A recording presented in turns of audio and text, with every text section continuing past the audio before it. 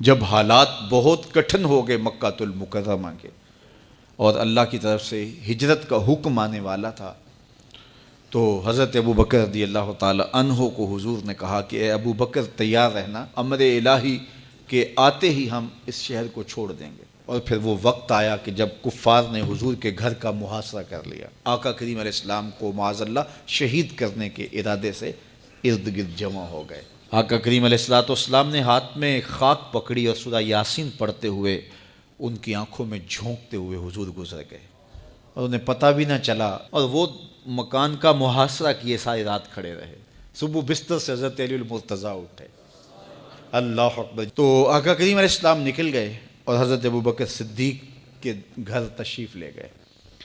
اب دروازے کو دستک دینے لگے تو آواز آئی، حضور میں حاضر ہوں۔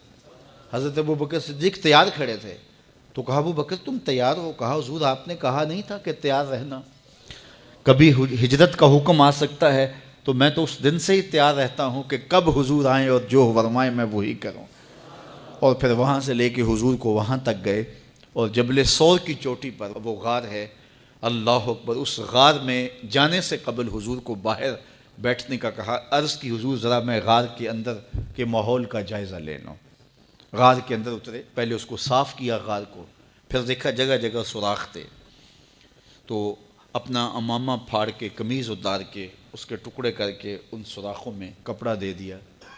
2 سوراخ ایک روایت کے مطابق، اور ایک روایت کے مطابق 1 سوراخ بچ گیا، اس میں اپنی ایڑی رکھ دی، اور پھر آواز دی جان عالم اندر تشریف لائیے۔ تو آقا کریم علیہ السلام غار میں چلے گئے تو سیدنا صدیق اکبر رضی اللہ تعالی عنہ نے اپنی گود میں آپ کا سر رکھا اور حضور لیٹ گئے۔ اللہ اکبر، کیا منظر ہوگا!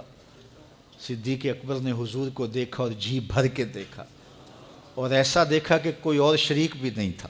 یہ واقعہ حضرت سیدنا عمر سے روایت ہے، کتب صحاح میں ہے، اور حضرت عمر رضی اللہ تعالی عنہ یہ بات بیان کرتے ہوئے رو پڑے، اور آپ کہا کرتے تھے کہ ابو بکر یہ غار والی نیکی مجھے دے دیں اور میری ساری زندگی کی نیکیاں لے لیں۔ اللہ اکبر۔ تو حضور علیہ السلام حضرت ابو بکر صدیق کی آغوش میں ہیں۔ اب ہوا کیا کہ سانپ نے جب ہر راستہ مسدود پایا تو خیر وہ اس راستے پہ پہنچا جہاں انسانی گوشت نظر آیا، تو سانپ نے پھر ڈنگ لگایا۔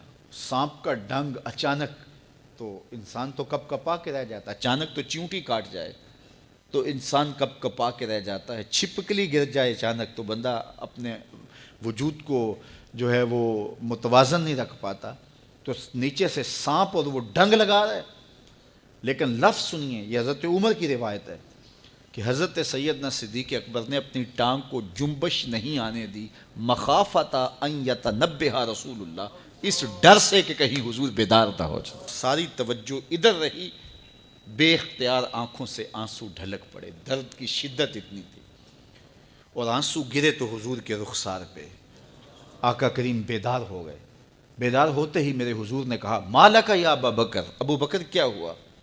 تو یہ ہوتی ہے ہنگامی صورتحال۔ ہنگامی صورتحال میں کسی کو پکاریں یا کسی کو کوئی جواب دیں تو مروجہ آداب کی رعایت کے ساتھ جو لفظ بولے جاتے ہیں وہ ترک کرنے پڑتے ہیں۔ اس مائک میں کرنٹ تھا تو میں قریب ہونے لگا تو آپ نے مجھے متنبہ کرنا تھا، تو میرے ساتھ آپ بہت پیار کرتے ہیں، بہت محبت کرتے ہیں، تو آپ نے اگر مجھے یہ بتانا ہو کہ اس میں کرنٹ ہے اور اگر آپ نے منہ قریب کر لیا تو آپ کو نقصان پہنچ سکتا ہے، تو میرے نام کے ساتھ 20 القاب لیں گے؟ آپ نہیں لیں گے، آپ جلدی جلدی جو ہے وہ مجھے کہیں گے جناب یہاں کرنٹ ہے، تو میں یہیں سے رک جاؤں گا۔ یہ تو ہے کہ آپ میرے لیے کر رہے ہیں، اور اپنے لیے کسی کو پکاریں تو پھر بھی یہی بات ہے۔ اللہ اکبر۔ اب حضور نے جب کہا نا ما لک یا ابا بکر، ابو بکر کیا ہوا، تو اب ہنگامی صورتحال تھی نا، تو فوراً کہتے لدغت، ڈسا گیا، مجھے سانپ نے ڈس لیا، فوراً یہ کہتے نا۔ لیکن حضرت ابو بکر تیری محبت پہ قربان، کائنات میں آپ نے ایسا عاشق نہیں دیکھا ہوگا، سانپ ڈنگ پہ ڈنگ لگا رہا ہے اور ٹانگ شل ہو گئی ہے، زہر سرایت کر گیا ہے۔ حضرت ابو بکر نے جواب دیا لدغت فداک امی و ابی یا رسول اللہ، حضور میری ماں بھی آپ کے قدموں پہ قربان، میرا باپ بھی آپ کی راہوں پہ نچھاور، مجھے سانپ نے ڈس لیا ہے۔ تو اس مشکل وقت کے اندر بھی ادب کا کرینہ نہیں چھوڑا۔